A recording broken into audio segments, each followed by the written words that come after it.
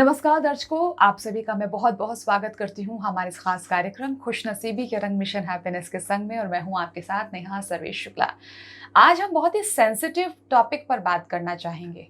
ये टॉपिक भी हमें आप ही लोगों ने दिया है, क्योंकि हम शॉर्टलिस्ट करते हैं और वही टॉपिक लेते हैं जो कि आप जिस पे बात करना चाहते हैं, जिसको आप सुनना पसंद करना चाहते हैं। आज हम बात करेंगे माता पिता और संतान यानी बच्चों के संबंध को लेकर। लोगों ने हमसे कहा है कि पता नहीं वो दौर कहाँ चला गया जब शाम को सब लोग बैठकर एक साथ खाना खाते थे, हंसी ठिठोलियाँ होती थी, बातें होती थी, एक दूसरे के साथ शेयरिंग होती थी, वक्त स्पेंड करते थे एक दूसरे के साथ। अब ये सारी चीज़ें यादों में सिर्फ रह गई हैं। अब ये चीज़ें यादों में ना रह के एक्चुअल रूप ले लें, इसके लिए हमें क्या करना होगा? कैसे ये जो दूरियां हैं ना बच्चों और माता पिता की, ये ख़त्म हो जाए, ये बीच की सारी दूरियां ख़त्म करके इसमें हम प्यार, मिठास, आदर, सम्मान, मोहब्बत कैसे ला सकते हैं? चलिए आज इसी पर बात करेंगे। हमारे साथ मौजूद हैं मिशन हैप्पीनेस के सदस्य। सर प्रणाम, जय माता दी। हाँ, प्रभु सबको सुखी रखे, सबके माता पिता को, सबके बच्चों को शत शत नमन। सर मेरे पास एक क्वेश्चन आया है। उन्होंने मुझसे ये पूछा है कि आजकल के बच्चे ना ये शब्द बड़ा इस्तेमाल करते हैं कि अरे आपको क्या पता, आप क्या जानते हो, आप नहीं जानते हो हमारे बारे में कुछ। तो ये वाली जो बात होती है ना कि आप हमें समझते नहीं हो, इसकी शुरुआत होती कहाँ से है एक्चुअली? ये इतनी दूरियां पैदा कैसे हो जाती हैं? नेहा जी, आप ये समझिए, ये आज का इशू नहीं है, ये आज से 100 साल पहले भी ऐसे ही था। हाँ। 100 साल पहले से ऐसे ही चल रहा। हमारे मम्मी पापा जब थे आज से 25-30 साल पहले, वो भी कहते हमारे ज़माने में ऐसा होता था, बच्चे सुनते नहीं थे। अब 1952 की या 55 की या 60 की मूवीज़ देख लीजिए, उसमें भी ये था कि ये नए ज़माना है, बच्चे सुनते नहीं हैं, फैशनेबल है, ये है वो है। मतलब 50 से आप मूवीज़ देखिए या 55 से, उससे पहले की तो मूवी हमने भी नहीं देखी है, लेकिन तब से ये सिचुएशन चली आ रही है। ये शाश्वत है। क्यों शाश्वत है? This is eternal. Why? Because it is law of the nature. ये जो पहली बात तो ये पता चला, बच्चे कौन है?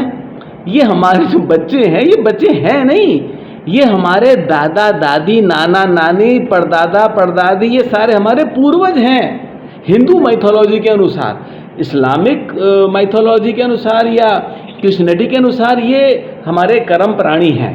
लेकिन हिंदू माइथोलॉजी में कर्म प्राणी हैं, हम इनको बच्चा ना कहें। अब इनको हम अपने, वो कहते हैं ना, बच्चा बड़ा हो गया तो पिताजी के शूज़ में जब आ गया तो उसको दोस्त मानो। वो 15 साल का दोस्त नहीं, वो 3 साल का ही दोस्ती कर लो। दोस्ती करने में होता क्या है नेहा जी? आत्मा से आत्मा के रिलेशन होते हैं। हम क्या सोचते हैं, हम बड़े हैं, हमने तुम्हें पैदा किया और हम तुम्हें पढ़ा रहे हैं, हम तुम्हें लिखा रहे हैं, हम तुम्हें खिला रहे हैं। ये अहंकार जो है वो बच्चों को बर्दाश्त नहीं होता।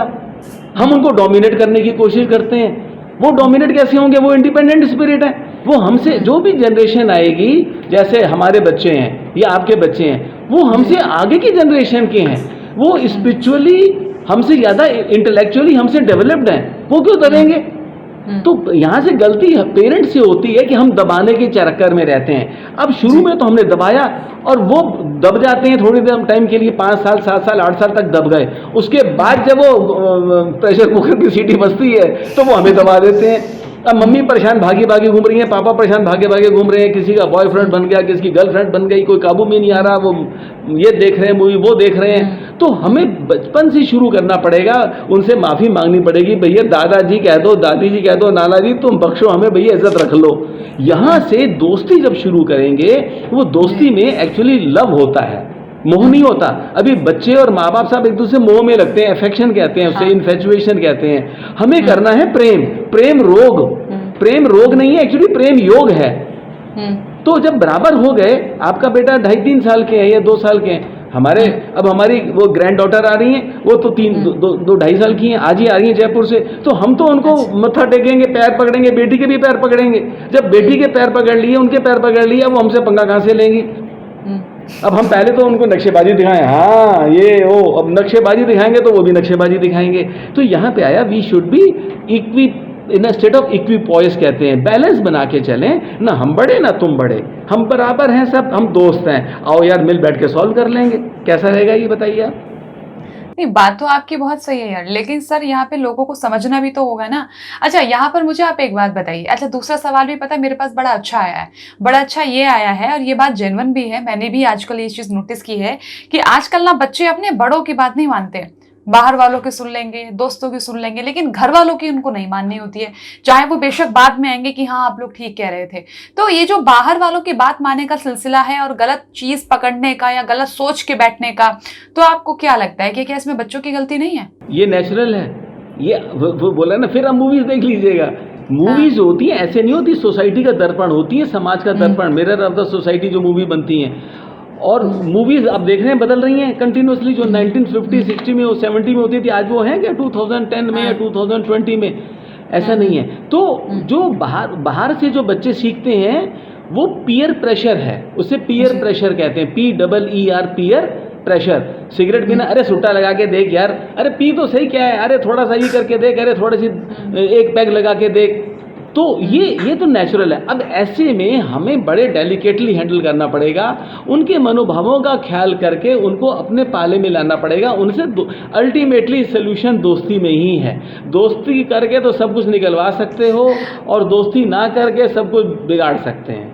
आपका ये वाले प्रोग्राम ना यंगस्टर्स बड़े पसंद करने वाले हैं। वो अपने माँ बाप को डाउनलोड करके जरूर दिखाएंगे कि देखो और सीखिए आप लोगों को क्या क्या बदलने की जरूरत है। अच्छा सर, एक सवाल और है, आपको क्या लगता है आजकल की पीढ़ी में गलतियां बच्चों से होती हैं या माता पिता से? ज्यादा गलती आपको कहाँ नजर आती है? बहुत पुरानी कहावत है, क्षमा बड़न को चाहिए, छोटन को उत्पात। ये अब थोड़ी बनी है, ये तो 500 साल पहले बनी थी। तो बच्चे तो उत्पात करेंगे, we have to take it for granted कि छोटों ने करना, बड़ों को ही सब्र करना पड़ेगा। हमारा जन्म इसीलिए हुआ था, हम सब्र करना सीखें। सब्र ही नहीं है तो अब हमें सब्र नहीं किया तो अहंकार है तो सब्र नहीं है, अगर अहंकार है, गुस्सा है तो सब्र नहीं है, तो कलेश 100% होना ही है। तो ऐसे में हमें उनके मित्रों के साथ भी बैठना चाहिए। हमें वो किस उनको कभी पार्टी में बुला लेना, घर पे बुला लेना चाहिए।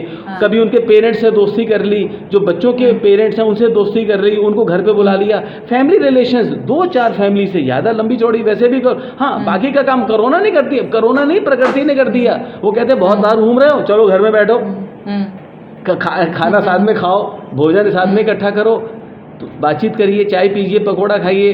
तो ये तो कुदरत भी कह रही है कि बेटा पास आ जाओ, नहीं तो दुखी होके चले जाओगे। माँ बाप भी दुखी, बच्चे भी दुखी, और सब ये कलयुग है। तो कलयुग में भी हमें सतयुग का एहसास कर सकते हैं। कलयुग मैंने मशीन का युग, इमोशन है ही नहीं, इमोशन कम हो गई है। और लगता है ना सर, इन सारी चीज़ों को फॉलो करके ना, ये दुनिया का जो सबसे स्ट्रांग जो बॉन्ड मैं इसको कहूँगी, और ये जो गांठें पड़ती जा रही है ना, शायद वो गांठें खत्म हो जाएगी, या यूं कहूँगी गांठ पड़ने की नौबत ही नहीं आएगी फिर। 100% गांठें पड़ेंगी नहीं, पड़ भी गई ना खुल जाएगी। क्योंकि देखिए कुदरत बहुत पावरफुल कुदरत है। भगवान देखता है कि इस घर में क्लेश नहीं, इस घर में अहंकार नहीं है। मम्मी, लेकिन स्टार्टिंग पापा को करनी पड़ेगी, किसी भी घर के फादर को, जैसे हम फादर हैं, स्टार्टिंग हमें करनी पड़ेगी, उसके बाद वाइफ को करनी पड़ेगी, बच्चों का नंबर 3 पे आता है। बिल्कुल सही कह रहे हैं आप। चलिए सर, मुझे लगता है बहुत कुछ सीखा है, और इससे मैं भी सीखूंगी, क्योंकि हम भी अभी स्टार्टिंग है हम लोगों की पेरेंटहुड की। हाँ, स्टार्टिंग है, तो ज़रूर सीखेंगे। बहुत बहुत शुक्रिया आपका, और आपके जो आपने मुझे डिवाइन शैम्पू और डिवाइन ऑयल, बहुत सारी चीज़ें आपने मुझे भगवान के आशीर्वाद से गिफ्ट के तौर पर भेजी हैं, वो कल मुझे मिल गई हैं। Thank you so much. अभी मैं इस्तेमाल कर रही हूँ, क्योंकि मेरे को हेयर फॉल बहुत ज़्यादा हो रहा था। आज मैं हेयर वॉश मैंने किया है। अब देखिए, मुझे लगता है कि बहुत जल्दी असर भी होगा, और ये मुझे विश्वास है इस बात का। वो 100 बाल इतने घने हो जाएंगे। मिशन हैप्पीनेस के पेज में गॉड का नाम लिखा हुआ है, जब भगवान का नाम है तो क्वालिटी टॉप की होगी। और आपको पता है, मैंने ये चीज सोची थी कि जैसे ही मुझे फायदा होगा ना, मैं ये वो सीक्रेट लोगों के साथ जरूर रिवील करूंगी, और अलग से एपिसोड बनाऊंगी मैं पर्सनली उसमें। हाँ, नहीं, अच्छी बात है वो तो। देखिए, अगर अच्छे रिजल्ट आ रहे हैं तो लोगों को अच्छाई का फायदा मिलना है, तभी हमें ब्लेसिंग मिलेगी। आप हमें बहन हैं तो ब्लेसिंग देंगी।